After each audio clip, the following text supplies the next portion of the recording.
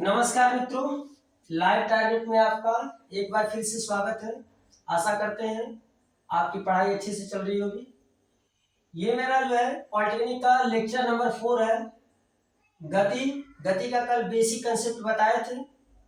अभी ग्राफ वाला basic concept बाकी है। जितने भी पेपर में आपकी किताब में ग्राफ वाला क्वेश्चन हो उसको अभी छोड़कर जो है गति के समीकरण पे आधारित जितने भी प्रश्न है उसको ध्यानपूर्वक देखेंगे। तो हम पढ़ेंगे गति पर आधारित गणना। गणना मतलब सवाल। तो गति के मैं उन क्वेश्चनों को सेलेक्ट करूंगा जो इंपॉर्टेंट है, जो कि पॉलिटेक्निक के पेपर में पूछता है। ठीक है, तो यहाँ पे बात करें, एक सवाल लिखा है, दो वस्तुएं h1 व h2 ऊंचाइयों से एक साथ छोड़ी जाती हैं। उनके पृथ्वी पर पहुंचने में लिए गए समयों का अनुपात ज्ञात कीजिए। ठीक है ना, ये बहुत ही महत्वपूर्ण प्रश्न है। अगली साल तो नहीं, उससे लेकिन एक साल पहले ये पूछा था प्रश्न, ध्यान रखेंगे। ठीक है, तो चलिए इस सवाल को लगाते हैं और देखते हैं इसका आंसर क्या आता है। ठीक है, तो कह रहा है दो वस्तुएं, तो मैंने दो वस्तु मान लिया। एक वस्तु को जो है h1 ऊंचाई से छोड़ा गया है, मान लीजिए एक वस्तु को h1 ऊंचाई से छोड़े हैं और एक वस्तु को जो है h2 ऊंचाई से छोड़े हैं। प्रथम वस्तु है, ये द्वितीय वस्तु है। तो प्रथम वस्तु को जब छोड़ेंगे तो छोड़ते समय उसका प्रारंभिक वेग क्या होगा, तो कहेंगे प्रारंभिक वेग तो 0 होगा। तो चलिए प्रथम वस्तु के लिए लिखते हैं, प्रथम वस्तु या प्रथम पिंड। प्रथम वस्तु की ऊंचाई क्या है, तो कहेंगे h1 है। प्रारंभिक वेग क्या है, u1 तो कहेंगे 0 है। और आएगा जब धरती पर तो पहुंचने में कुछ समय भी लगेगा, तो हम मान लेते हैं समय क्या है, t1 है। और जब किसी पिंड को मुक्त रूप से छोड़ा जाता है तो उस पर गुरुत्वीय त्वरण कार्य करता है g। तो गुरुत्वीय त्वरण यहाँ पे कितना है, g। इस पर हम चलते हैं, गति का समीकरण लगाते हैं। ठीक है, गति का समीकरण लगाएंगे, वो भी कौन सा लगेगा, h है, u है, t है और g है। तो गति का कौन सा समीकरण लगेगा, प्रथम तो लग नहीं सकता क्योंकि प्रथम h नहीं है। दूसरा वाला लगेगा क्योंकि दूसरे वाले समीकरण में, गति के दूसरे समीकरण यदि कल का वीडियो देखे होंगे तो आपको समझ में आएगा। गति के दूसरे समीकरण में h है, u है, t है और g है। इसका मतलब वही समीकरण लगेगा। ठीक है ना, तो चलिए लगाते हैं, h बराबर ut प्लस हाफ gt का स्क्वायर। ठीक है, तो h की जगह पे रखते हैं हम लोग h1, u की जगह पे 0, t की जगह पे t2 प्लस 1/2 g और t को रख देंगे t2 का, सॉरी t2 नहीं होगा, प्रथम पिंड है तो यहाँ पे t1 होगा, देखेंगे t1 का स्क्वायर। ये तो आपका 0 होगा। h1 बराबर क्या होगा, तो कहेंगे पूरा 0 हो गया, तो क्या बचा 1/2 g t1 का स्क्वायर, समीकरण नंबर 1। ये तो हमने प्रथम पिंड पे लगाया। ठीक है, चलिए जो है अब द्वितीय पिंड पर लगाते हैं। यहां पे मैं लिख देता हूं द्वितीय पिंड। द्वितीय पिंड के लिए यच आपका क्या है, h2 है। u आपका क्या है, तो कहेंगे u2 है। u2 भी तो इसका प्रारंभिक वेग क्या होगा, छोड़ रहे, तो इसका प्रारंभिक वेग 0 होगा। समय पहुंचने में कितना लगेगा, तो मैं मान लेता हूं समय जो है इसको t2 लगता है और इस पर भी गुरुत्वीय त्वरण कार्य करेगा क्योंकि इसको भी ऊपर से ही छोड़ा जा रहा है, यहाँ पे गुरुत्वीय त्वरण g। अब लगा देते हैं इस पर भी गति का समीकरण, h बराबर ut प्लस हाफ gt का स्क्वायर। h की जगह पे क्या होगा, h2 बराबर u की जगह पे 0, t की जगह पे t2 plus half g t2 का स्क्वायर। ये तो आपका 0 हो जाएगा, तो h2 बराबर क्या हुआ, तो कहेंगे हाफ g t2 का स्क्वायर, समीकरण नंबर 2। अब क्या करते हैं, समीकरण 1 में जो है समीकरण 2 का भाग करते हैं, तो लिख देंगे समीकरण क्या 1/2 से, ठीक है ना। तो करेंगे H1/H2 बराबर 1/2 जी T1 का स्क्वायर अपान 1/2 जी T2 का स्क्वायर। 1/2 जी से 1/2 जी कट गया, बराबर है H1/H2 बराबर क्या है, तो कहेंगे आया T1/T2 का क्या होल स्क्वायर। जब स्क्वायर इधर आएगा ये कड़ी हो जाएगा, तो वैल्यू क्या मिलेगी, यहाँ पे साइड में लिखता हूं, ध्यान समझिए। तो T1/T2 बराबर स्क्वायर जब इधर आएगा तो कड़ी हो जाएगा, क्या जाएगा H1/H2 और यहाँ पे लेते हैं करनी। ये है फार्मूला, मतलब फार्मूला भी समझ लीजिए, फार्मूला का भी कार्य करता है और पेपर में आता भी एक प्रश्न कि इनमें से कौन सा संबंध सही है। संबंध जब सही करने के लिए आता है तो इसी संबंध में बांटते, आपको विकल्प में दिखेगा। ये जो है अगले साल के पेपर में तो नहीं, लेकिन उससे एक साल पीछे वाले पेपर में ये प्रश्न आया हुआ है, तो बहुत ध्यानपूर्वक इसको देख के जाएंगे। या तो आप स्क्रीनशॉट ले लीजिए, मैं साइड बैठता हूँ, या तो आप स्क्रीनशॉट ले लीजिए, या तो वीडियो को पॉज करके आप लिख लीजिए।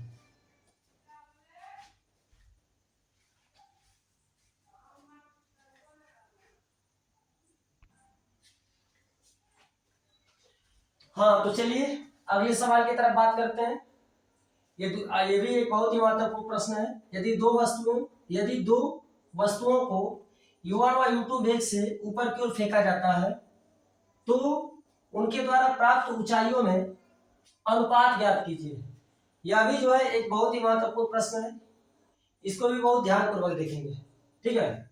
मान लीजिए कि यह आधार में मान लेता हूं, यहां से दो पिंडों को जो ऊपर की तरफ फेंका जाता है, एक पिंड को जब फेंका जाता है ऊपर की तरफ तो इसका वेग क्या है, U1 है।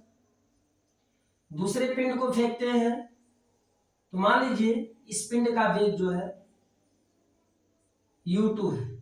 मानना क्या हो तो दिया प्रश्न में, दो पिंडों को U1 और U2 वेग से फेंका जाता है ऊंचाई की तरफ ऊपर, तो उनके द्वारा प्राप्त ऊंचाइयों में अनुपात ज्ञात कीजिए। तो मैं मान लेता हूं कि ये प्रथम पिंड है और इसको मान लेता हूं मैं द्वितीय पिंड। ध्यान रखेंगे, हाल इसका बता रहे हैं, ये प्रथम पिंड है, द्वितीय पिंड। चलिए प्रथम पिंड पे हम करते हैं। प्रथम पिंड, तो प्रथम पिंड का प्रारंभिक वेग U1 है। प्रथम पिंड का प्रारंभिक वेग क्या है, U1। इनके द्वारा प्राप्त ऊंचाई, तो मैं मान लेता हूं इनके द्वारा प्राप्त ऊंचाई जो है H1 है। और कोई भी पिंड जब अधिकतम ऊंचाई पे जाता है तो उसका अंतिम वेग क्या होता है, 0। आपको जानकारी होनी चाहिए। तो अंतिम वेग का मतलब V1 इक्वल टू क्या होगा, 0। जब पिंड नीचे से ऊपर फेंका जाता है तो वहां पे गुरुत्वीय त्वरण लगेगा G। यहां पे कर देंगे हम लोग G। अब यहां पे लगाएंगे गति का जो है कौन सा समीकरण लगेगा, U है, V है, H है और G है। तो गति का तीसरा समीकरण ध्यान रखेंगे, क्योंकि गति के तीसरे समीकरण में ये सारे पॉइंट अवेलेबल होते हैं, ठीक है। तो चलिए बात कर ले गति का तृतीय समीकरण, V स्क्वायर बराबर U स्क्वायर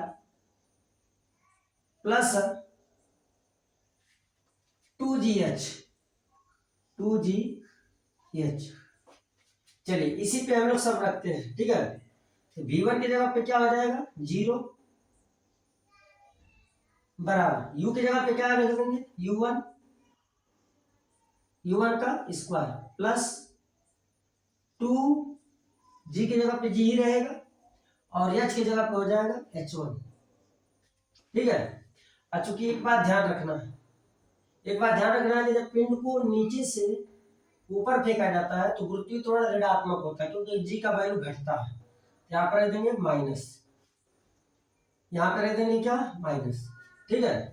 अब क्या करते हैं, u1 या इसी को इस साइड भेज देते तो ये पूरा पॉजिटिव हो जाएगा, तो क्या बनेगा बताइए, होगा u1 का स्क्वायर बराबर 2gh1, या आप इसको इस तरीके से भी समझ सकते हैं, u1 को स्क्वायर में जब इधर भेजेंगे तो माइनस u1 का स्क्वायर होगा और माइनस से और ये माइनस आपका कट जाएगा तो प्लस हो जाएगा। ये हो गया समीकरण नंबर 1, ठीक है। ये तो मैंने प्रथम पिंड के लिए लगाया। अब आ जाइए द्वितीय पिंड के लिए। द्वितीय पिंड के लिए, द्वितीय पिंड के लिए ध्यान रखिए, तो द्वितीय पिंड के लिए आपका u2 रहेगा, कामा ऊंचाई मैंने मान लिया h2 जाएगा, इसका अंतिम वेग मतलब v2 इक्वल टू कितना होगा, किसी भी पिंड का अंतिम वेग 0 होता है, और यहाँ पे गुरुत्वीय त्वरण कितना लगेगा g। तो चलिए इस पर वैल्यू रखते हैं, ठीक है। यहाँ पे कौन सा वही समीकरण लगा, v स्क्वायर बराबर u स्क्वायर माइनस 2gh, ठीक है। v के जगह पे क्या कर देंगे v2, v2 की वैल्यू कितनी है 0, तो 0 का स्क्वायर बराबर u की जगह पे क्या करेंगे u2, तो u2 का स्क्वायर माइनस 2g, h की जगह पे क्या करेंगे h2। अब वही बात है, आप इसको इधर भेज दीजिए, इसको इधर भेज दीजिए, माइनस हो जाएगा, फिर माइनस माइनस कट जाएगा, तो क्या होगा u2 का स्क्वायर बराबर 2gh2। इसको कर देते हैं समीकरण नंबर कितना 2। अब क्या करते हैं, समीकरण 1 में जो है समीकरण 2 का भाग करते हैं, समीकरण 1 में समीकरण 2 का भाग, तो लिखेंगे समीकरण 1 भागे 2 से, समीकरण 1 भागे 2 से, चलिए समीकरण में भाग देते हैं, u1 का स्क्वायर अपान u2 का स्क्वायर बराबर क्या होगा, तो 2gh1 अपान 2gh2। देखिए 2g से 2g आपका कट गया, क्या बचा h1 अपान h2 बराबर क्या है u1 का स्क्वायर अपान u2 का स्क्वायर। उनके द्वारा प्राप्त महत्तम ऊंचाइयों में अनुपात पूछ रहा था, h1 अपान h2 बराबर कितना है, इसको इस साइड लिख दीजिए, तो क्या होगा बताइए, इसका आंसर फाइनल आंसर क्या आएगा, तो कहेंगे h1 अपान h2, h1 अपान h2 बराबर क्या होगा, तो कहेंगे कि u1 का स्क्वायर अपान u2 का स्क्वायर, ठीक है ना। तो ध्यान रखेंगे ये भी एक फार्मूला है, इसको या तो फार्मूला समझिए, या तो जो है इसका निगमन समझिए, या तो डायरेक्टली पेपर में आता है। तो ध्यान रखेंगे यह भी जो है आपके पेपर के लिए बहुत ही महत्वपूर्ण प्रश्न है, इसको ध्यान में रख के जाएंगे, ये पेपर में आता है, ठीक है। या तो आप वीडियो को पोस्ट कर लिया करिए, या तो जो है स्क्रीनशॉट लेके लिख लिया करिए, ठीक है। चलिए लिख लीजिए,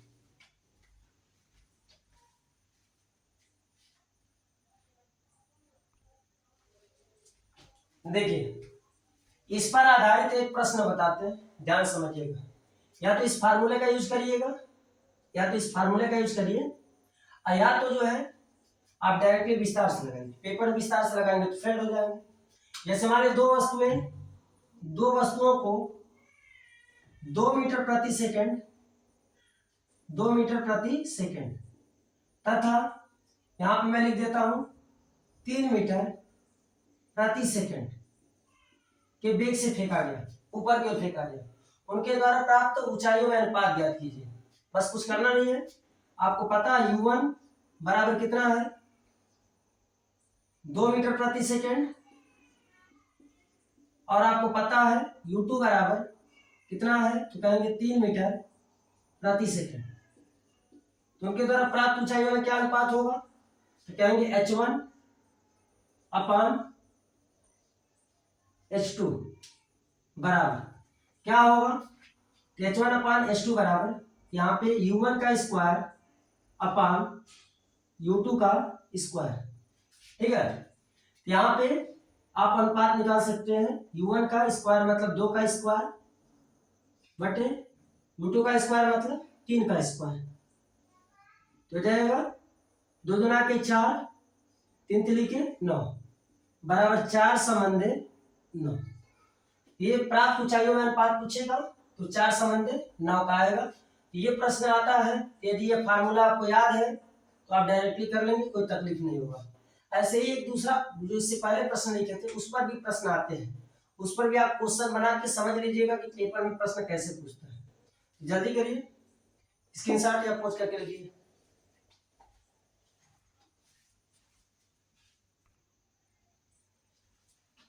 तो चलिए बात करते हैं अगले सवाल की तरफ।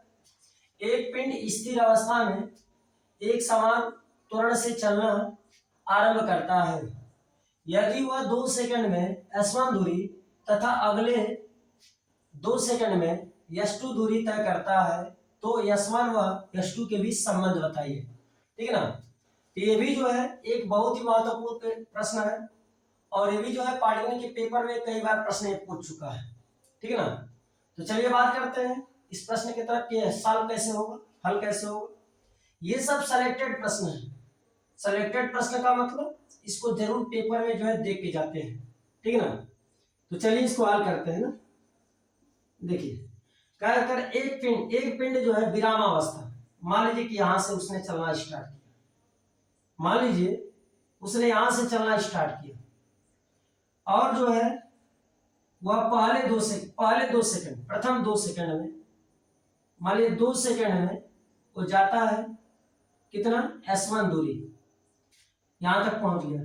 फिर यहां से फिर अगले 2 सेकंड में बोल रहा है कि यदि वह 2 सेकंड में s1 दूरी तथा अगले 2 सेकंड में, यहां मान लीजिए यहां से यहां तक 2 सेकंड हुआ s1 दूरी तथा अगले 2 सेकंड में जो है अगले 2 सेकंड में वो जाता है कितना तो s2 दूरी। तो पूछ रहा है कि s1 तथा s2 में क्या संबंध होगा। ठीक ना। तो चलिए निकालते हैं। कह रहे कि पिंड स्थिर अवस्था से, स्थिर अवस्था का मतलब इसका प्रारंभिक वेग u इक्वल टू कितना होगा तो कहेंगे 0, u कह लीजिए या u1 कह लीजिए 0। t इसका कितना है तो कहेंगे t बराबर 2 सेकंड। हम निकाले प्रथम 2 सेकंड के लिए, प्रथम 2 सेकंड के लिए, प्रथम 2 सेकंड के लिए u बराबर क्या होगा 0, t बराबर क्या होगा 2 सेकंड, क्योंकि प्रथम 2 सेकंड के लिए ही केवल निकाल रहे हैं, 2 सेकंड के लिए, ध्यान दीजिएगा। और ये दूरी कितना जाता है तो पहले 2 सेकंड में s1 दूरी तय करता है। ठीक है ना, s1 दूरी तय करता है। तो पहले 2 सेकंड में हम निकालते हैं। ठीक है, क्या निकालेंगे, और इसमें जो है एक समान त्वरण है, त्वरण तो पता नहीं है लेकिन कह रहे कि एक समान त्वरण, तो एक समान त्वरण हम मान लेते हैं ए। ठीक है, इसमें कोई रिलेशन निकल के आएगा u t s और ये, तो क्या होगा यस बराबर ut प्लस हाफ at का स्क्वायर, क्योंकि पिंड जो है एक समान त्वरण से मतलब जो है समतल तल पे चल रहा है, ऊंचाई पे चलता है तो यहाँ पे ए की जगह पे जी कर देते, यस की जगह पे एच कर देते। लेकिन ये जैसे कोई गाड़ी सड़क पे चलती है तब वहां पे रेखीय त्वरण का इस्तेमाल करते हैं, जब कोई पिंड ऊपर से गिरता है तो वहां पे गुरुत्वीय त्वरण का इस्तेमाल करते हैं, जब कोई पिंड सड़क पे चलता है तो वहां पे दूरी का इस्तेमाल करते हैं, जब कोई पिंड ऊपर से नीचे गिरता है तो वहां पे ऊंचाई का इस्तेमाल करते हैं।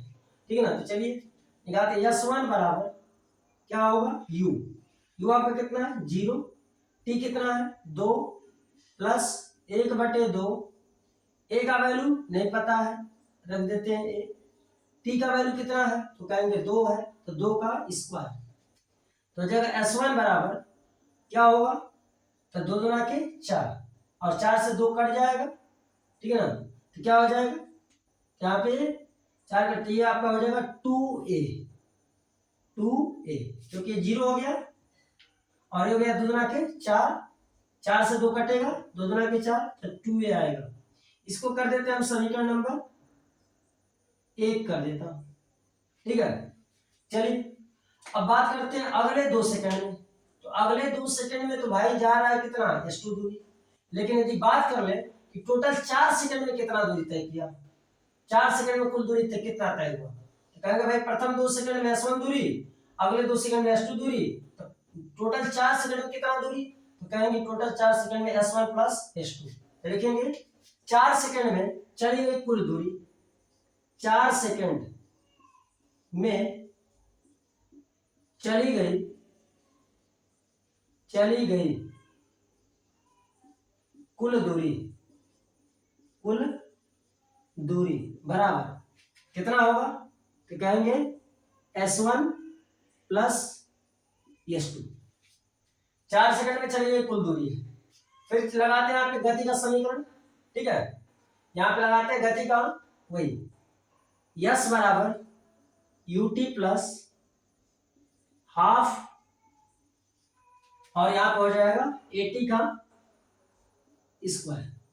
यस कितना है 4 सेकंड में निकाल ले, तो टोटल यस कितना है, तो कहेंगे s1 प्लस s2 बराबर u कितना है, तो भाई प्रथम 4 सेकंड का मतलब कि प्रारंभिक वेग इसका कितना है, तो कहेंगे 0 है, क्योंकि लिखा है स्थिर अवस्था से, स्थिर अवस्था से चलने का मतलब प्रारंभिक वेग इसका कितना होगा 0, तो 0 हो गया गुणे टी का वैल्यू, टी कितना है यहाँ पे, तो कहेंगे टोटल 4 सेकंड का निकालना है, तो 4 प्लस 1/2, ए की जगह पे क्या रखेंगे, तो कहेंगे ए रखेंगे, और टी की जगह पे टोटल 4 का स्क्वायर।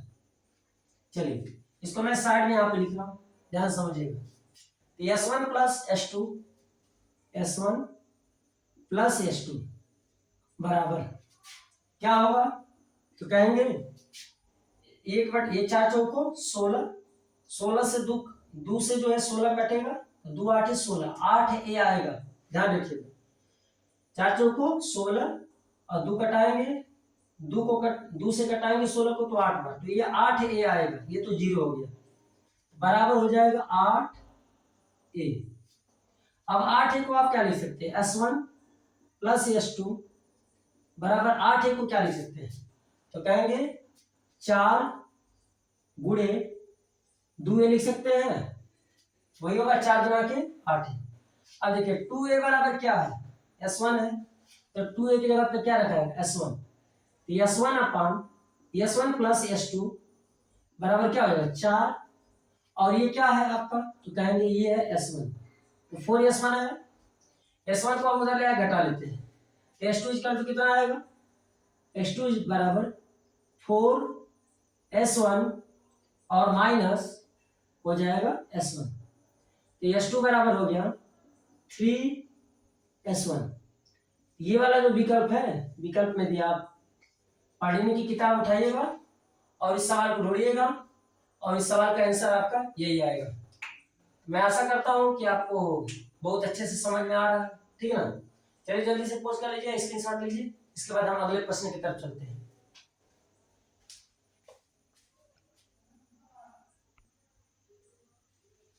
तो चलिए अगले प्रश्न की तरफ चलते हैं। यदि कोई पिंड विरामावस्था से चलना आरंभ करता है, यदि त्वरण 10 मीटर प्रति सेकंड स्क्वायर है, तो 10वें सेकंड में चली गई दूरी ज्ञात कीजिए। यह भी बहुत महत्वपूर्ण प्रश्न है, इसको भी ध्यानपूर्वक देखिए, बहुत छोटा सा प्रश्न है, बस इसका फार्मूला आपको पता रहना चाहिए, ठीक है।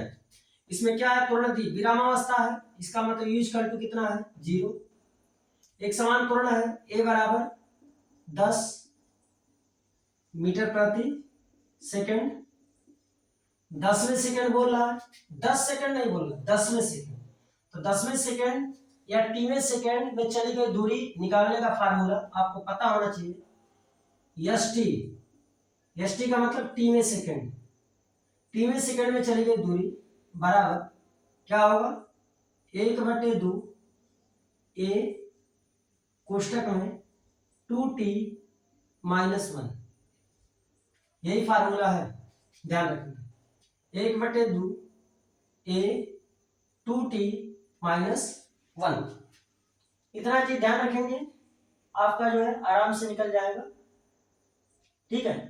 तो चलिए निकालते हैं इसमें, एस टी बराबर एस टी का मतलब 10वें सेकंड, 10वें सेकंड में चलेगी दूरी 1/2। ए का वैल्यू कितना है 10 और टी का 2, टी का वैल्यू 10 -1 तो हो जाएगा 2 5 10, 5 है गुणे, ठीक है 10 गुना के 20, 20 में से एक जाएगा तो 19, 19 5 95, 95 मीटर। बहुत ही साधारण सा प्रश्न है, ठीक है। इसको पेपर में देख के जाएंगे अच्छे से, छोटा सा है, कभी कभी आ जाता है पेपर में, ठीक है। तो चलिए जल्दी से इसको लिख लीजिए।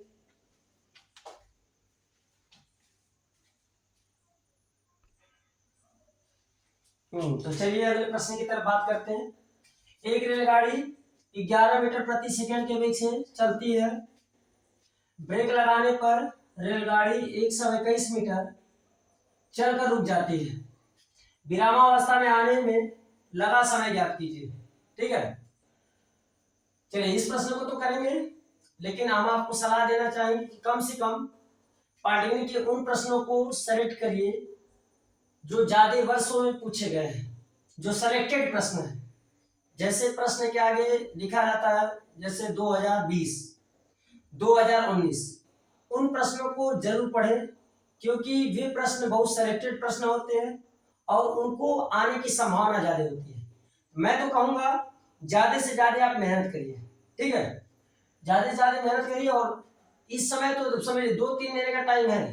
2-3 महीने अगर आप नींद को छोड़ देते हैं, और एकदम से छोड़ने की बात नहीं कर रहा हूं भाई, कम से कम सामान्य तरीके से तो 5-6 घंटे नींद लेना चाहिए, लेकिन मैं बात कर रहा हूँ कि ज्यादा से ज्यादा हार्ड वर्क, मतलब सुबह में, दिन में, दोपहर में, जब आपको टाइम मिले ना तब आपको पढ़ने की किताब लेके बैठना है और ध्यान पूर्वक पढ़ना है, क्योंकि 3 महीने का मात्र टाइम है, ठीक है। तो चलिए प्रश्न की बात करते हैं। एक रेलगाड़ी 11 मीटर प्रति सेकंड के वेग से चलती है। ब्रेक लगाने पर रेलगाड़ी 121 मीटर चलकर रुक जाती है। विरामावस्था में आने में लगा समय ज्ञात कीजिए। चलिए तो ये कह रहा है कि 11 मीटर प्रति सेकंड के वेग से चलती है। प्रारंभिक वेग कितना है, u बराबर 11 मीटर प्रति सेकंड, 121 मीटर चलकर रुक जाती है। तो यस बराबर दूरी कितना तय किया, 121 मीटर चलकर रुक जाती है। रुक जाने का मतलब अंतिम वेग, v इक्वल टू कितना होगा 0, ठीक ना। विरामावस्था में आने में लगा समय ज्ञात कीजिए, t इक्वल टू पूछ रहा है क्या होगा। देखिए एक प्रश्न लगाने का तरीका होता है, पहले आप लिखिए सांकेतिक भाषा में, ये प्रारंभिक वेग है, ये दूरी है, और ये चलकर रुक जाती है का मतलब अंतिम में क्या होगा 0 होगा, ठीक ना। और t इक्वल टू कितना पूछ रहा है कि समय ज्ञात कीजिए, yes you yes we T, कौन सा समीकरण लगेगा, तो कहेंगे गति का जो है तृतीय समीकरण लगा सकते हैं, ठीक ना। लेकिन इसमें एक प्रॉब्लम आएगी आपको, क्या आएगी, आपको इसमें ए का वैल्यू नहीं पता है, ए का वैल्यू आपको नहीं पता है, ठीक है ना।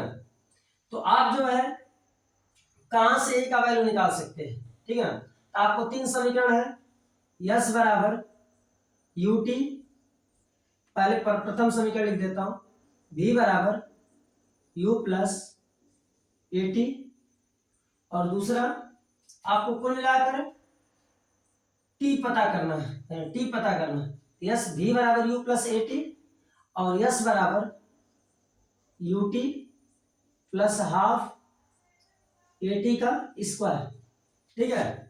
चलिए आगे बात करते हैं, v स्क्वायर बराबर यू स्क्वायर प्लस 2as, ठीक है ना। देखिए आपको u पता है, v पता है और यस पता है, u पता है, v पता है, यस पता है, तो क्या आप a निकाल सकते हैं। जब a निकल जाएगा ना तो एक, चाहे आप प्रथम सूत्र का इस्तेमाल करके या द्वितीय सूत्र का इस्तेमाल करके आप t का वैल्यू निकाल सकते हैं, आपको t पूछ रहा है, ठीक है ना। तो चलिए हम लोग ये वाला समीकरण लगाते हैं, v स्क्वायर इक्वल टू क्या होगा u स्क्वायर प्लस 2as, ठीक है ना। v कितना है तो कहेंगे v का वैल्यू, तो v का वैल्यू 0 है, बराबर u का वैल्यू 11 है, 11 का स्क्वायर प्लस 2 गुणे a गुणे s की वैल्यू कितनी है 121 मीटर, ठीक है ना। तो चलिए अब इसको जो है इसको एक साइड लेके चले जाते हैं। और एक चीज ध्यान रखेंगे, जब जो है रुकेगी इसका मतलब उसका वेग धीरे धीरे क्या हो रहा है, घट रहा है। जब वेग घट रहा है तो उसमें इसका मतलब मंदन हो रहा है। जब मंदन होता है ना तो ए का वैल्यू किस में रखते हैं, निगेटिव में, ध्यान रखेंगे। क्योंकि ब्रेक लगाएंगे तो रेलगाड़ी का वेग धीरे धीरे घटेगा, और जहां भी वेग घटता है तो वहां पे त्वरण कैसा पैदा होता है, तो कहेंगे मंदन पैदा होता है। ठीक है ना। यहाँ पे आप चाहें तो आप यहाँ पे आप माइनस का यूज कर सकते हैं, और या तो आप ए का वैल्यू निकालेंगे तो वो माइनस में आएगा और वहां पे लिखा जाएगा ए क्या है, मंदन है। ठीक है, आप इस तरीके से, चलिए यहाँ पे माइनस हम लोग कर लेते हैं। ठीक है, यहाँ पे माइनस हम लोग कर लेते हैं, क्यों, क्योंकि रेलगाड़ी का जब ब्रेक लगाएंगे तो रेलगाड़ी का वेग घटेगा। अब वेग घटेगा तो उसका त्वरण क्या होगा, निगेटिव होगा। मैंने बताया है धनात्मक त्वरण और ऋणात्मक त्वरण। जब पिंड का वेग बढ़ता है तो धनात्मक त्वरण होता है, जब पिंड का वेग घटता है तो ऋणात्मक त्वरण होता है। जब ब्रेक लगाएंगे तो रेलगाड़ी का वेग घटेगा, इसका मतलब वहां पर ऋणात्मक त्वरण है, यहाँ पर ऋणात्मक शब्द का यूज कर दिया हमने। अब इसको 11 को इधर लेके आते हैं तो ये हो जाएगा माइनस 11 कवर करेंगे तो 121 बराबर ये हो जाएगा आपका जो है -2 इंटू ए इंटू 1 to 1, मतलब 121। अब माइनस से माइनस कट जाएगा। अब ए बराबर क्या होगा, ए बराबर आप निकाल सकते हैं, ए बराबर क्या करेंगे, कहेंगे 121 बटे 2 इंटू 121। 121 से 121 कट गया, ये 1/2, ये आपका ए आ गया। आपको क्या निकालना है, आपको टाइम निकालना है।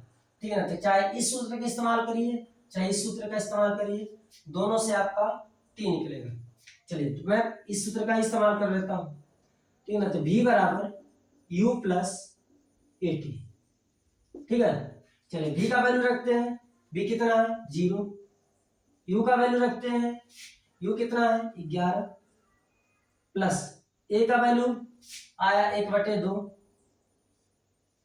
1/2 इंटू टी। ठीक है ना। तो यहाँ पे ध्यान रखेंगे कि यहाँ भी मंथन हो रहा है, यहाँ पे भाई किसका इस्तेमाल करेंगे, निगेटिव का। ध्यान रखेंगे इस बात को, अब भूलेंगे नहीं, क्योंकि पिंड का वेग घट रहा है।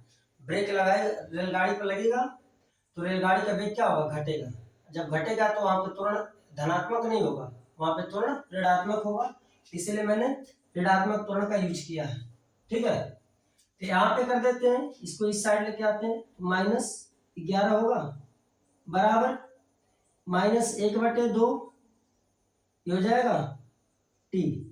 तो माइनस से माइनस आपका कैंसिल हो गया, 1/2 जब इस साइड आएगा तो पलट जाएगा, तो बराबर क्या हो जाएगा बताइए, टी बराबर क्या होगा 11 गुणे 2/1, मतलब 11 गुना के 22 सेकेंड। 22 सेकेंड में जो है रेलगाड़ी जो है रुक जाएगी। ये भी एक बहुत ही महत्वपूर्ण प्रश्न था। ठीक ना, इसको ध्यान से जो है पेपर में देख के जाएंगे। तो मैं आशा करता हूं कि जितना भी मैंने आज सवाल आपको बताया, आपको मैं आशा करता हूं कि समझ में आया होगा। ठीक है ना, और इन सब सवालों को आप जरूर से जरूर देख के जाइएगा, क्योंकि आज मैं जो है बहुत मूड में होकर और सिलेक्टेड प्रश्न जो पेपर में आता है उसको मैं उठा के लेके आया। ठीक है, मैं आशा करता हूँ बहुत आपको अच्छे से समझ में आया होगा। ठीक है, आप मेहनत करते रहिए और लाइव टारगेट से जुड़े रहिए, आपको ऐसे ऐसे नोट्स मिलते रहेंगे।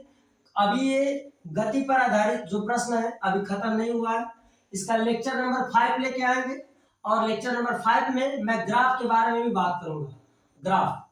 ग्राफ के बारे में बात करूंगा, और जो ऑब्जेक्टिव प्रश्न है, मतलब कुछ तो सवाल वाले होते हैं, कुछ ऑब्जेक्टिव प्रश्न होते हैं। तो अगले वीडियो में मैं ऑब्जेक्टिव प्रश्न लेके आऊंगा, और गति के पूरे जो है गति जितना भी पेपर में है उसको मैं फाइनल कर दूंगा। ठीक है, लाइव टारगेट चैनल से जुड़ने के लिए आप लोगों का बहुत बहुत धन्यवाद। चैनल को सब्सक्राइब करिए, चैनल को लाइक भी करिए, मतलब जो वीडियो आता है उसको लाइक करिए, और जो है ज्यादा से ज्यादा लोगों को बताइए, जिससे जो है बच्चे मतलब फ्री, मतलब यहाँ पे हम फ्री प्रोवाइड कराते हैं, कोई इसमें प्रीमियम ऐसे कुछ नहीं लगाते। ठीक है ना, लाइव टारगेट चैनल से जुड़ने के लिए आपका बहुत बहुत धन्यवाद।